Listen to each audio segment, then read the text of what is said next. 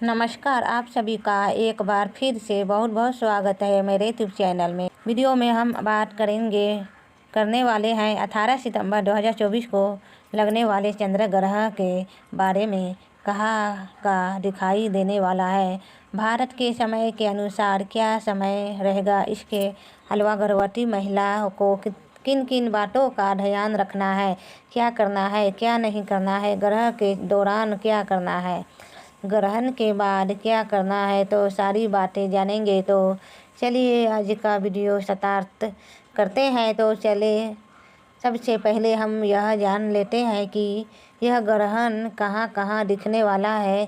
तो यह ग्रहण ना आपके यूरोप में, दक्षिणी अमेरिका, उत्तरी अमेरिका, एशिया के कुछ देशों में, इसके अलावा अफ्रीका में दिखाई देगा। और हाँ, भारत में यह ग्रहण दिखाई देने वाला नहीं है। तो आपको चिंतित नहीं होना। भारत के जो लोग हैं ना कि ग्रहण में क्या करना है, बहुत ज़्यादा आपको कुछ नहीं करना, क्योंकि जब भारत में नहीं लगेगा तो आपको ज़्यादा नियमों का पालन नहीं करना है।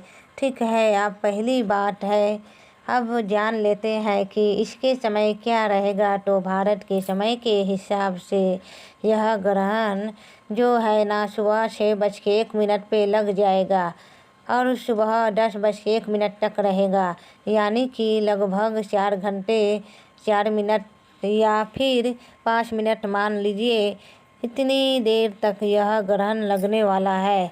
तो भारत में सुबह सुबह यह ग्रहण लगेगा और जिन दिन में लगने वाला है वहाँ पे शाम का समय रहेगा। ठीक है, मोस्टली अमेरिका में लगेगा तो वहाँ पे शाम रहेगी इस टाइम से आपका ग्रहण लगेगा। तो अब आपको करना क्या है, देखो वैसे तो भारत में यह ग्रहण नहीं है और यह ग्रहण जो है ना उपछाया चंद्र ग्रहण है, तो पूर्ण ग्रहण भी नहीं है। तो ज़्यादा चिंतित नहीं होना। जो दूसरे देश में लोग रहते हैं उनको थोड़ा सा ध्यान रखना है, बहुत ज़्यादा ध्यान नहीं रखना कि सभी चीज़ों का पालन करना, ऐसा नहीं है। उपक्षण चंद्र ग्रहण को वैसे भी ज़्यादा हानिकारक नहीं मानते हैं, लेकिन क्या होता है कि ग्रहण है तो थोड़ा सा आपको नियमों का पालन करना चाहिए। तो देखो, अगर आप चाहे तो कर सकते हैं, नियमों का पालन नहीं चाहे तो मत कीजिए। ठीक है, क्योंकि भारत में नहीं है तो आपको बिल्कुल आराम से जैसे रहते हैं वैसे ही रहना है। लेकिन फिर भी आप करना चाहते हैं तो देखो किन किन बातों का ध्यान रखना है, मैं आपको बता देती हूँ। वैसे तो कहा जाता है कि ग्रहण का जो छूतक काल होता है ना, वो 9 घंटे पहले ही लग जाती है। मतलब यह है कि चंद्र ग्रहण का 9 घंटे पहले, सूर्य ग्रहण का 12 घंटे पहले। तो छूतक काल में भी कोई अच्छा काम नहीं करना होता है, नया काम नहीं करना होता, शुभ कार्य नहीं करना होता। लेकिन क्योंकि भारत में नहीं है तो यहाँ पे छूतक काल इसका नहीं माना जाएगा। अब ग्रहण की बात कर लेते हैं कि गर्भवती महिला को किन किन बातों का ध्यान रखना चाहिए। देखो, माना जाता है कि गर्भवती महिला थोड़ी सी सेंसिटिव होती है, उनके गर्भों में बच्चा होता है तो उन पे बड़े ज़्यादा प्रभाव पड़ जाता है। तो गर्भवती महिला को घर से बाहर निकलने के लिए मना किया जाता है कि ग्रहण के दौरान वो घर से बाहर ना जाए। लेकिन देखो, क्योंकि आपको अगर बहुत इम्पोर्टेंट है, जाना है ही है, कई बार डॉक्टर के पास जाना पड़ता है, कहीं नहीं कहीं और जाना पड़ता है, तो ध्यान ये रखें कि आप ना अच्छे तरीके से अपने आप को ढक के फिर घर से बाहर निकले और ग्रहण को अगले लगते हुए ना देखें। अगर ज़रूरी है तो, नहीं ज़रूरी है तो मत जाइए, घर के अंदर रहिए उस टाइम में। ठीक है, और जो दूसरा ध्यान रखना है, आपको यहाँ रखना है कि ग्रहण के दौरान खाना पीना नहीं होता है। लेकिन क्योंकि आप गर्भवती है तो आप खा पी सकती है और बूढ़े भी खा सकते हैं, बच्चे भी खा सकते हैं। ग्रहण के दौरान उनके लिए छूट है, या फिर कोई बीमार है उनको भी छूट दी गई है। तो आपको क्या करना है कि खाना तो खाना है, पानी भी पीना है, लेकिन ग्रहण लगने से पहले उसमें तुलसी के पत्ते डाल देने से है, ताकि ग्रहण के दौरान भी आप खाना खा सकते, पानी पी सके। और आपको क्या करना है कि चूल्हा नहीं जलाना, या फिर जो गैस पे आप खाना बनाते हैं आपको वो भी नहीं छूना चाहिए, क्योंकि कहा जाता है कि ग्रहण के दौरान ना हमें किसी भी देवी देवताओं को परेशान नहीं करना चाहिए। और अग्नि भी हमारे देव है, तो इस वजह से आपको चूल्हा वगैरह नहीं जलाना चाहिए, किसी को भी नहीं जलाना चाहिए। ऐसा नहीं, गर्भवती महिला को किसी को भी इस समय देवी देवताओं को परेशान नहीं करना चाहिए। और इसलिए कहा जाता है कि ग्रहण के दौरान ना हमें पूजा पाठ भी नहीं करना चाहिए, और मंदिर के कपाट भी बंद कर दिए जाते हैं।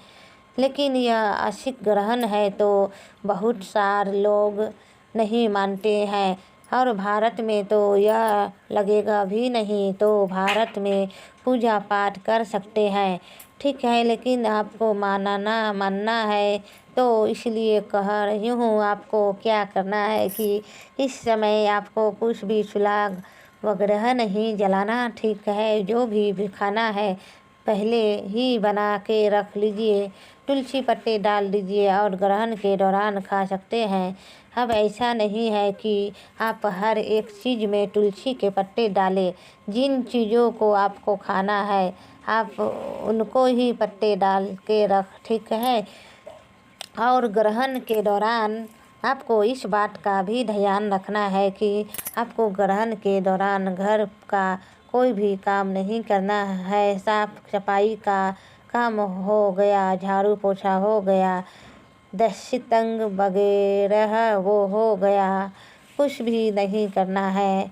और कहा जाता है कि ग्रहण के दौरान ना गर्भवती महिलाओं को सुई का इस्तेमाल नहीं करना चाहिए। बहुत सारे लोग सुई धागे का इस्तेमाल करते हैं, ना कुछ सिलाई के लिए वो नहीं करना। चाकू छुरी पेन पेंसिल उनका भी इस्तेमाल नहीं करना। मतलब यह कि जो नुकीली चीज़ें होती है ना उनका इस्तेमाल नहीं करना। ऐसे में माना जाता है कि बच्चों को हार्म हो सकता है। और हाँ, आपको ना इस समय चाकू छुरी का इस्तेमाल भी नहीं करना, यानी कि धारदार चीज़ों का इस्तेमाल नहीं करना है। इसमें बच्चों को नुकसान पहुंचता है।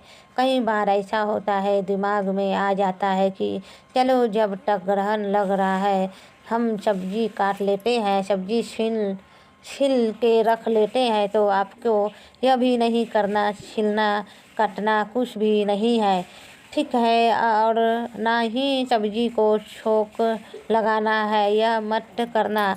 घर का कोई भी काम नहीं करना है, बस क्या करना है कि आराम से एक जगह बैठ जाए। और आप चल भी सकते हैं भाई, क्योंकि बहुत सारे लोग कहते हैं कि चलो मत ना, सीधा होकर बैठ जाओ। यह सब बकवास होता है।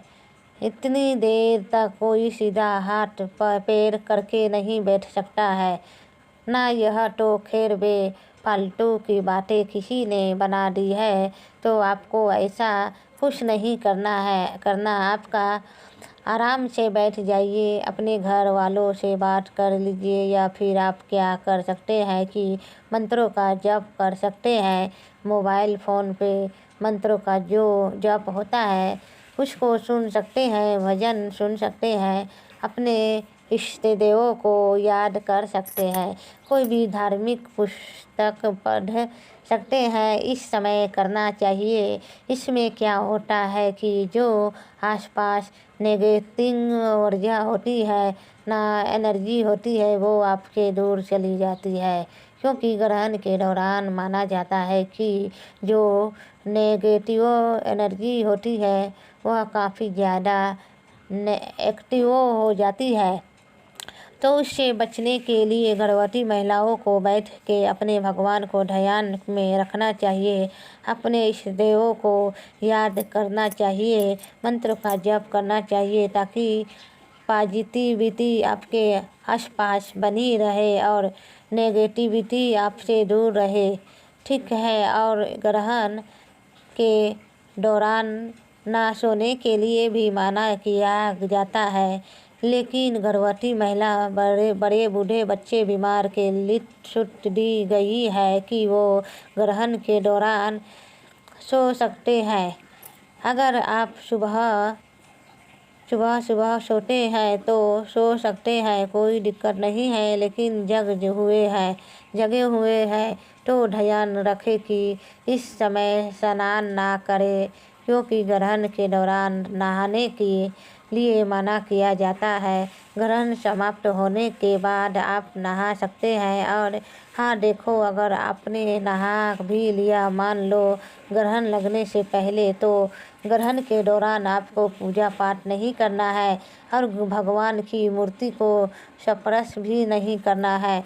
यह निषेध है, इसमें नहीं किया जाता है ना। तो इस चीज़ का भी ध्यान रखिएगा और आप इस बात का भी ध्यान रखना कि आपको इस समय नेगेटिव नहीं सोचना है, किसी भी बुराई नहीं करनी है, गाली लज्जे का इस्तेमाल नहीं करना है। जितना भी सोचना है सबसे अच्छे है, सबसे बात करनी है, अपने बड़े बूढ़ों का इज्जत करना है, वो चीज़ का आपको खास ध्यान रखना होगा। अब हम यह जान लेते हैं कि ग्रहण के प्रभावों से बचने के लिए आप क्या क्या उपाय कर सकती है।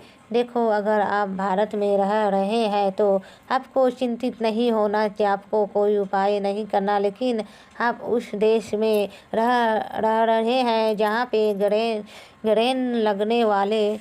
ग्रहण लगने वाला है, तो आपको क्या उपाय करना है। एक तो अपने साथ कच्चा नारियल रखिए, इससे माना जाता है कि ग्रहण का जो भी दुष्प्रभाव होता है वो आप पे नहीं आता। दूसरा यह करे कि अपने नाप का एक धागा नाप लीजिए और उसको टांग दीजिए कहीं, जब ग्रहण समाप्त हो जाए उसको फेंक दीजिए। इसके अलावा कुछ लोग ना अपने पेट पे गेरू भी लेप लेते हैं, उसे माना जाता है कि बच्चे ग्रहण का प्रभाव नहीं पड़ता। तो बहुत सारी चीज़ें होती है अलग अलग घरों में। तो बस आप इतना ही करेंगे और मेरी बात माने तो आप आराम से बैठ के अपने इष्ट देवों को याद कर मंत्रों का जप करें, पॉजिटिव रहे। इतना भी बहुत है, कोई दिक्कत नहीं होगी। अब ग्रहण समाप्त होने के बाद क्या करना है कि आपको ना घर की साफ सफाई करनी है, अच्छे से स्नान कर लेना है, मंदिर को साफ करना है, गंगा जल का छिड़काव करना है। तो एक करना है। दूसरा यह करना है कि आपको ना दान करना है, क्योंकि ग्रहण के बाद ना दान करने का बहुत ज़्यादा महत्व है। और अगर कुछ गलती हो भी जाती है ना, तो दान करने से जो है ग्रहण की जो बुराई है या फिर ग्रहण का कोई प्रभाव पड़ने वाला होता है वो नहीं पड़ता। तो दान में बहुत शक्ति होती है। तो ग्रहण समाप्त होने के बाद मंदिर में किस ज़रूरतमंद को जो भी आप दान कर सकते हैं दान कीजिए। बाकी आप कुछ भी पूछना चाहते हैं तो कमेंट कर सकते हैं। मिलूँगी फिर नेक्स्ट वीडियो में, तब तक के लिए bye bye. Thank you so much friend. नमस्ते फ्रेंड, फिर अगले वीडियो में मिलती हूँ।